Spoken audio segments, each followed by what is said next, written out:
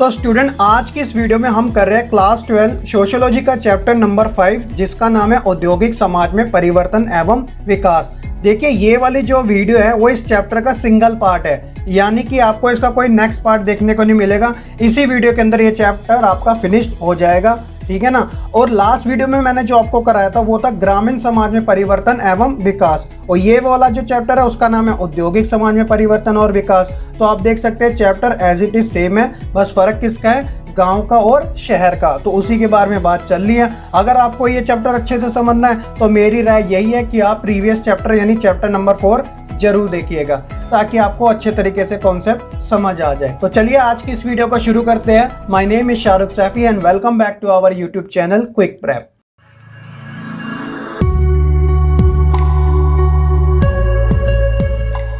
अगर चैप्टर के इंट्रोडक्शन की बात की जाए तो देखिए, इस चैप्टर के अंदर आपको जो मेन फोकस करना है वो औद्योगिकरण के बारे में ही करना है, जो कि सोशियोलॉजी के इतने सारे चैप्टर में ये टॉपिक आपका आ चुका है। लेकिन इस वीडियो के अंदर आपको पूरा डेडिकेट मिलेगा औद्योगिकरण से रिलेटेड, जो कि समाज में हमें किस प्रकार देखने को मिलती है, इसी टॉपिक के ऊपर हमारी बात होगी। तो ये आप अपनी स्क्रीन पर देख सकते हैं जो इस लेसन के जो मेन टॉपिक्स हैं ओवरऑल। तो जैसे कि औद्योगिक समाज की कल्पना, प्रौद्योगिकी में परिवर्तन से आए सामाजिक बदलाव, भारत के अंदर औद्योगिकरण, ये 2 चरणों में होगा, एक होगा स्वतंत्रता के बाद और दूसरा आएगा 1991 की आर्थिक नीति के बाद। और साथ ही हम ये भी जानेंगे कि लोग किस तरह काम करते हैं और उनके काम करने का क्या तरीका होता है, घरेलू काम क्या क्या होते हैं, हड़तालें, मजदूर संघ, तालाबंदी, ये सारी चीजें इसी के अंदर आएंगी। और साथ ही कुछ ऐसे अन्य टॉपिक्स भी है जो कि इन्हीं टॉपिक से रिलेटेड हैं, तो आपको वो चैप्टर में देखने को मिल जाएंगे। तो आइए शुरू करते हैं अपना सबसे पहला टॉपिक, जिसका नाम है औद्योगिक समाज की कल्पना के बारे में। तो देखिए क्या कहा जा रहा है औद्योगिक समाज की कल्पना के बारे में। प्रौद्योगिकी में होने वाला परिवर्तन सामाजिक संबंधों में भी बदलाव लाता है। ये बात बिल्कुल ठीक है, जैसे जैसे टेक्नोलॉजी बढ़ती है वैसे वैसे जो सोशल रिलेशन है उनमें भी चेंजेस आना लग जाता है। और साथ ही साथ जो इसका असर होता है वो सामाजिक संस्थाएं, जैसे उदाहरण के तौर पे जाति से संबंधित, नातेदारी यानी रिलेशनशिप से संबंधित, और जेंडर यानी लिंग को भी क्या करता है, अफेक्ट करता है, यानी प्रभावित करता है। औद्योगिकरण जो है वो बहुत अधिक श्रम विभाजन करता है। श्रम विभाजन का मतलब मैंने आपको पहले भी वीडियो में बताया था, अभी भी बता देता हूँ एक छोटे से उदाहरण में। जैसे कि मुझे एक अलमारी का निर्माण करना है, तो मैं उस अलमारी का निर्माण जो वो अकेले कर रहा हूँ। अगर मेरे साथ 4 जने लग जाएंगे तो जो काम मुझे अकेले करने में लग रहा था, तो वो काम का क्या हो गया, बंटवारा हो गया, यानी मेरे श्रम का बंटवारा गया। अब एक की जगह 4 जने काम कर रहे हैं, तो इसे हम श्रम विभाजन कहते हैं आसान भाषा में। तो औद्योगिकरण से क्या होता है कि बहुत ज्यादा श्रम विभाजन देखने को मिलता है। इसमें क्या होता है कि लोग अधिकतर अपने कार्य का अंतिम रूप देख ही नहीं पाते,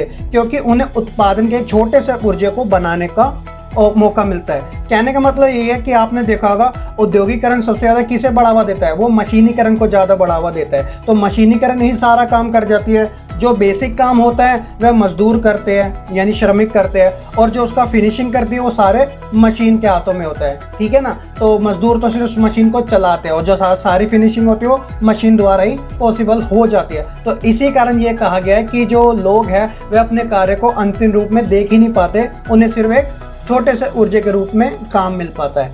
और मार्क्स जो है, यानी कि कार्ल मार्क्स जो है, उन्होंने इसे अलगाववाद कहा है, ठीक है ना। तो जिसके अंदर लोग अपने कार्य से प्रसन्न नहीं होते, यानी कि वह खुश नहीं होते, और उनकी जो उत्तर जीविका है, जो उनका सर्वाइवल के जो तरीके हैं, तो इस बात पर निर्भर करती है कि मशीनें जो है वो ह्यूमन लेबर को, यानी कि मानवीय श्रम को कितना स्थान छोड़ती है। क्योंकि ओवरऑल 90% काम जो होता है वो मशीन खुद ही कर जाती है औद्योगिकरण के अंदर। तो इसलिए मार्क्स ने इस प्रक्रिया को अलगाववाद का नाम दिया है। तो आई होप आप समझ रहे होंगे अच्छे तरीके से। आगे देखिए क्या बात की जा रही है। औद्योगिकरण जो है, इंडस्ट्रियलाइजेशन जिसे हम कहते हैं, वो कुछ स्थानों पर समानता यानी कि इक्वालिटी भी लाता है। जैसे उदाहरण के तौर पे परिवहन साधन हो गया, जैसे रेलगाड़ियां हो गया, बसें हो गई। तो यहाँ पर क्या होता है कि जातीय जो भेदभाव होता है वो कम होता है, क्योंकि यहाँ पे अलग अलग जाति के जो श्रमिक होते हैं वह एक साथ काम करते हैं। तो जब वह एक साथ काम करते हैं तो जो जातीय समानता है वो उनके अंदर ज्यादा देखने को मिलती है। और दूसरी तरफ कारखाने और कार्यस्थलों पर भेदभाव अभी भी देखा जाता है। ऐसी बात नहीं है, औद्योगिकरण ने समानता तो लाई है जातीय व्यवस्था के अंदर, लेकिन अभी भी थोड़े बड़े स्तर पे हमें क्या देखने को मिल जाता है, जातीय भेदभाव देखने को मिल ही जाता है। तो ये थी औद्योगिक समाज की एक कल्पना, यानी कि इमेजिनेशन के ऊपर बात चल ली।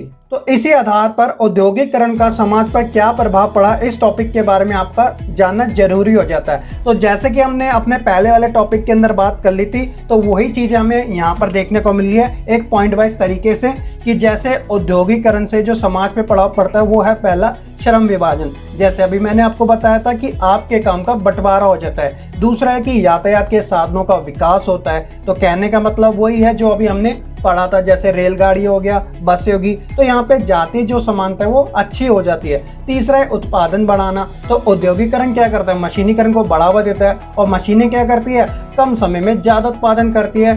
तो ठीक है ना, इसलिए उत्पादन बढ़ाना औद्योगिकरण का सबसे पहली प्रायोरिटी होती है। और चौथा क्या है, जाति प्रथा का कम होना। तो ये बात बिल्कुल ठीक है कि कारखानों के अंदर, बड़ी बड़ी कंपनियों के अंदर जो मजदूर श्रमिक होते हैं वह एक साथ काम करते हैं, तो इस कारण वहाँ पे जाति प्रथा भी कम देखने को मिलती है। तो ये है औद्योगिकरण का समाज पे बड़े कुछ प्रभावों के बारे में। तो आई होप आप अच्छे तरीके से आप समझ चुके होंगे इन चीज़ों के बारे में।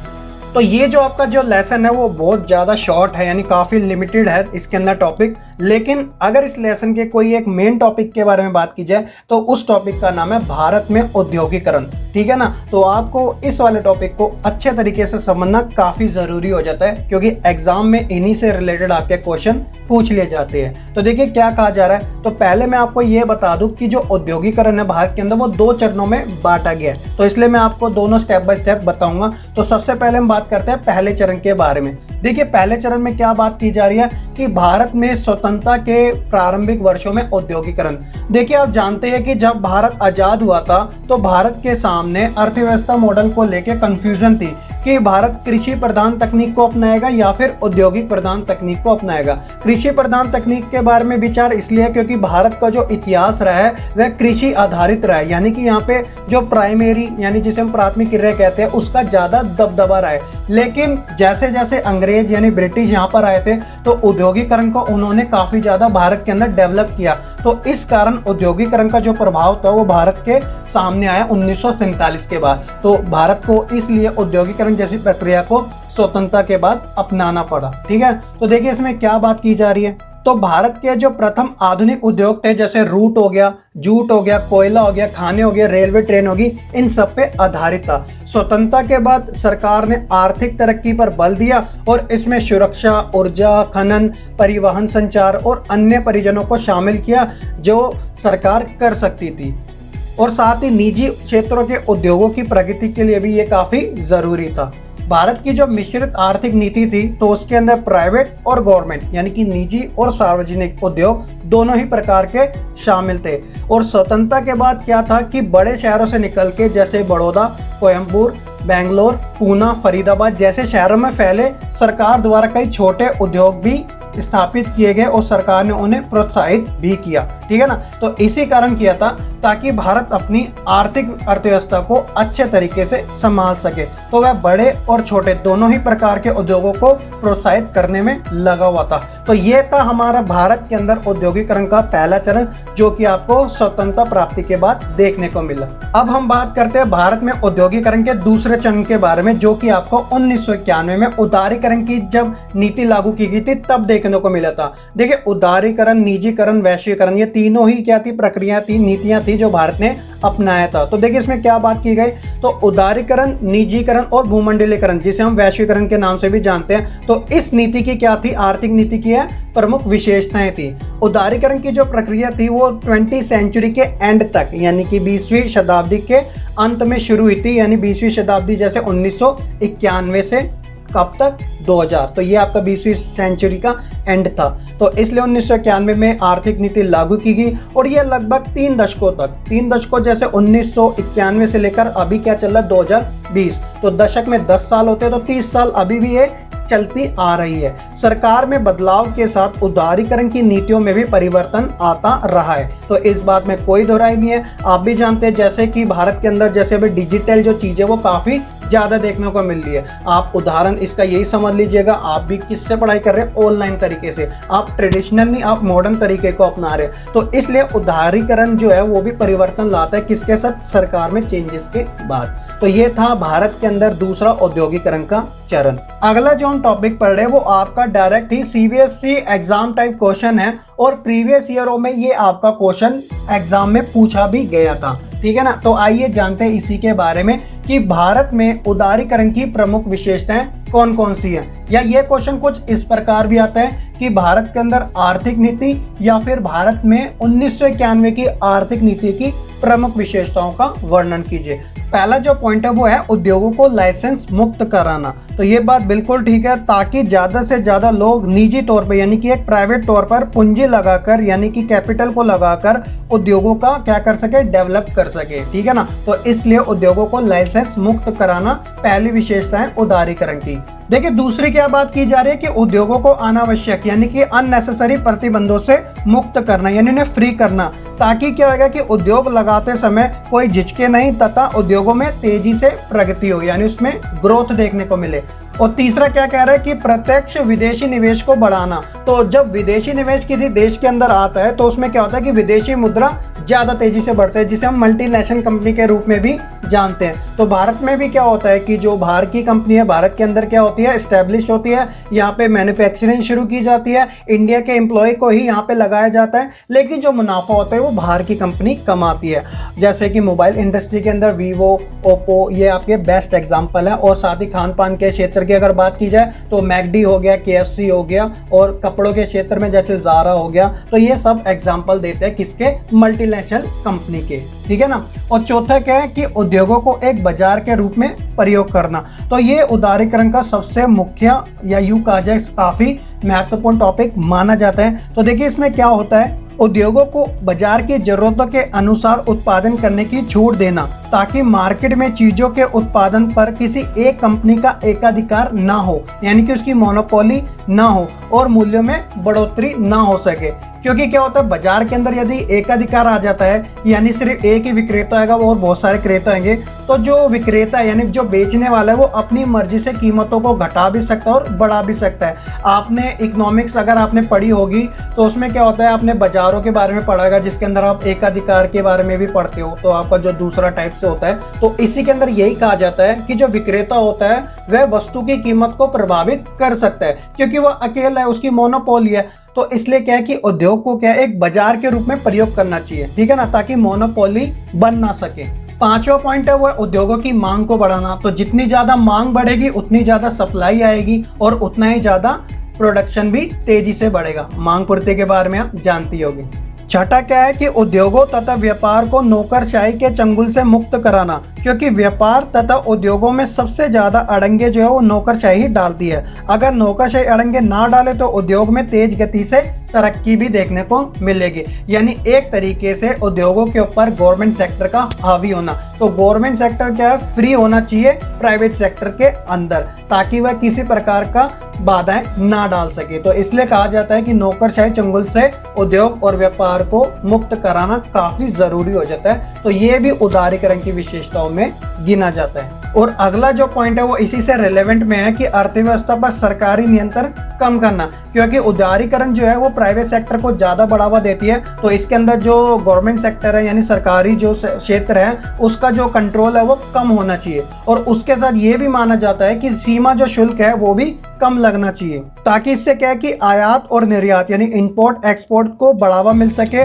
आयात बढ़ने से कीमतें नियंत्रण में रहेगी तथा निर्यात बढ़ने से देश के जो इंटरनल ट्रेड्स है यानी कि आंतरिक व्यापार है उसमें भी वृद्धि देखने को मिलेगी। और अगला पॉइंट यही है कि वस्तु सेवाओं के आयात और निर्यात पर प्रतिबंध हटाना, ताकि व्यापार में बढ़ोतरी देखने को मिले। और जो लास्ट टॉपिक है वो है कि सार्वजनिक क्षेत्र में गिरावट करना और निजी उद्योगों में वृद्धि करना, क्योंकि उदारीकरण क्या है वो प्राइवेट सेक्टर को ज्यादा बढ़ावा देती है और गवर्नमेंट सेक्टर को वह दूर करना चाहती है। तो इसकी विशेषताओं में एक ये माना भी जाता है कि वह एक तरीके से जो गवर्नमेंट सेक्टर है उसे पूरी तरह से गिराना चाहती है और निजी सेक्टर को यानी प्राइवेट सेक्टर को वह एक तरीके से बढ़ाना चाहती है, ताकि एक फ्री ट्रेड हो सके यानी मुक्त व्यापार को ज्यादा बढ़ावा मिल सके। क्योंकि इसके अंदर जितना उत्पादन बढ़ेगा उतनी ही ज्यादा वृद्धि देखने को मिलती है अर्थव्यवस्था के अंदर। तो ये थे भारत के अंदर उदारीकरण की प्रमुख विशेषताओं के बारे में। तो आई होप कि आपको हर एक टॉपिक अब अच्छे तरीके से समझ आ चुका होगा। आगे जो हमारे टॉपिक्स है वो काफी कॉमन से टॉपिक है, लेकिन वो भी आपके इंपॉर्टेंट है, तो उन्हें भी काफी अच्छे से समझना आपके लिए जरूरी है।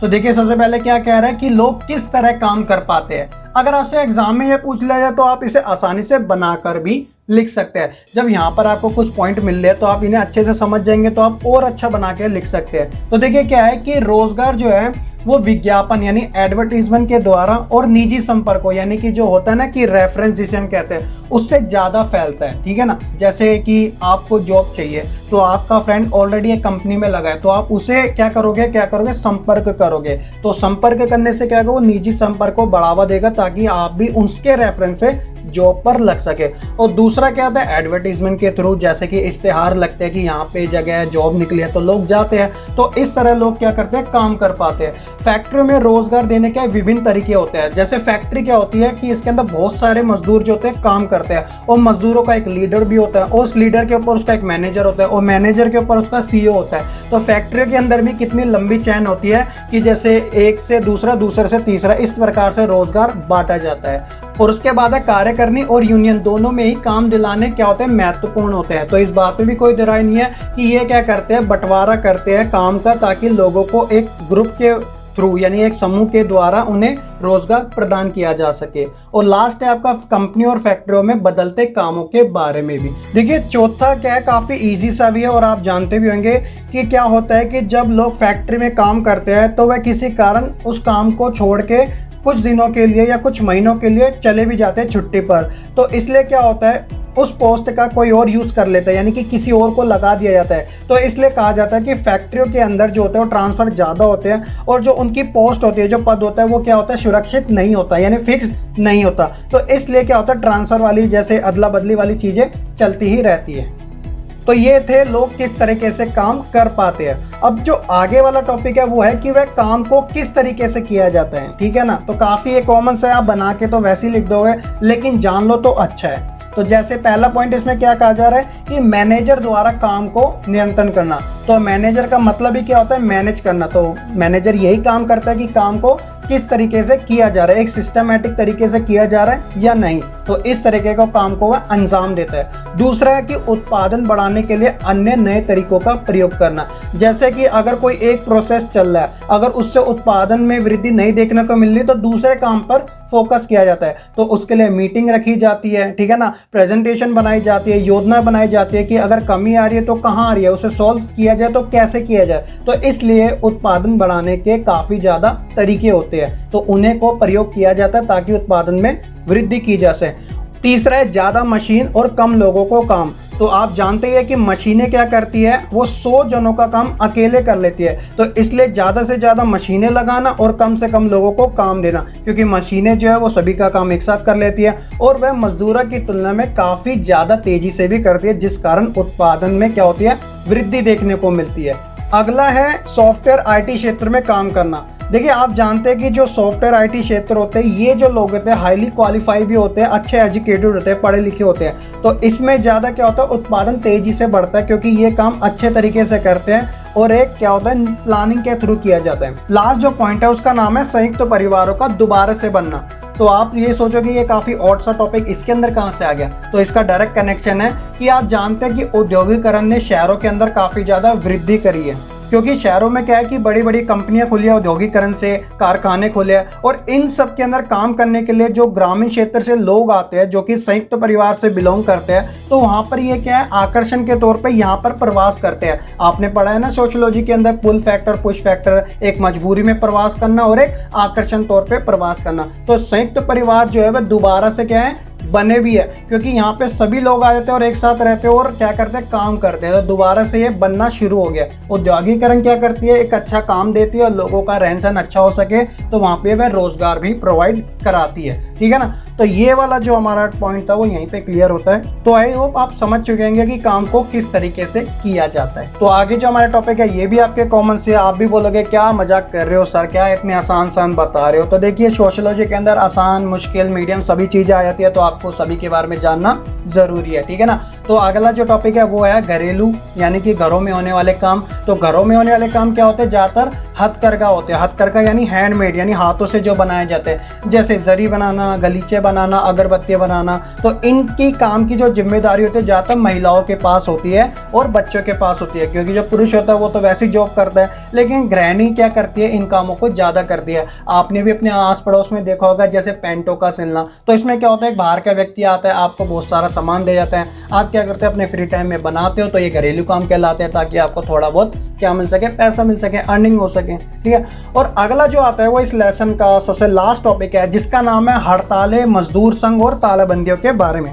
तो देखिए इसमें क्या होता है कि फैक्ट्री और अन्य उद्योगों में कामगारों के संघ होते हैं और इनके अंदर जातिवाद और क्षेत्रवाद पाया जाता है। अब वो कैसे पाया जाता है, तो एक एक करके समझते हैं। सबसे पहले मजदूर संघ के बारे में बात करते हैं। तो देखिए इसमें क्या होता है, किसी भी मिल में, कारखानों में मजदूरों के हितों की रक्षा करने के लिए मजदूर संघ का गठन किया जाता है, क्योंकि और इसके अंदर जो जितने मजदूर होते हैं सब सदस्य होते हैं। हड़तालें यानी कि स्ट्राइक करना, तो अपनी मांगों को मनवाने के लिए कर्मचारी हड़ताल करते हैं। तो आपने बहुत बार फिल्मों में, पुरानी फिल्मों में सीन भी देखा होगा, ठीक है ना, कोयला वाली पिक्चर। कभी कभी काम की बुरी दशाओं के कारण भी कामगार क्या करते हैं, हड़ताल पे चले जाते हैं। तो ये भी होता है कि उन्हें काम अच्छा नहीं लग रहा, उनसे जबरदस्ती भेड़ बकरियों की तरह काम करवाए जा रहे, तो वो क्या कर देते हैं, हड़ताल कर देते हैं। और जो अगला टॉपिक है वो है तालाबंदी। तो तालाबंदी में क्या है कि मिल मालिकों द्वारा मिल के मुख्य द्वार पे ताला लगा देना। क्या होता है, जब हड़तालें होती है ना, तो हड़तालों के कारण ही तालाबंदी होती है। जब जो मालिक होता है, जब वो परेशान हो जाता है हड़ताल से, तो वो क्या कर लेता है, अपनी फैक्ट्री पे ही ताला लगा देता है। और जब वह ताला लगा देता है तो लोगों के रोजगार छिन जाते हैं। तो इसलिए क्या होता है, इनके बीच में डिस्प्यूट होता है, झगड़ा होता है, एक बहस हो जाती है।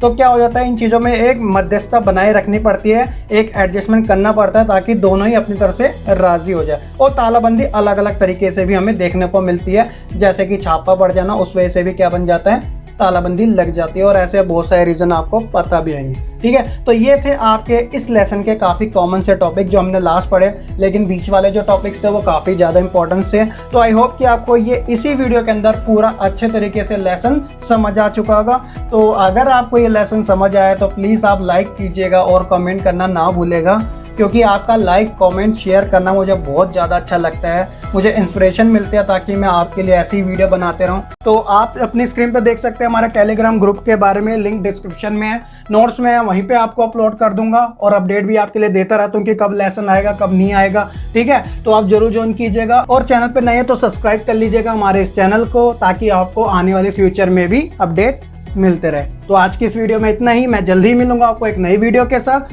तब तक के लिए आप खुश रहिए, पढ़ते रहिए और आगे बढ़ते रहिए।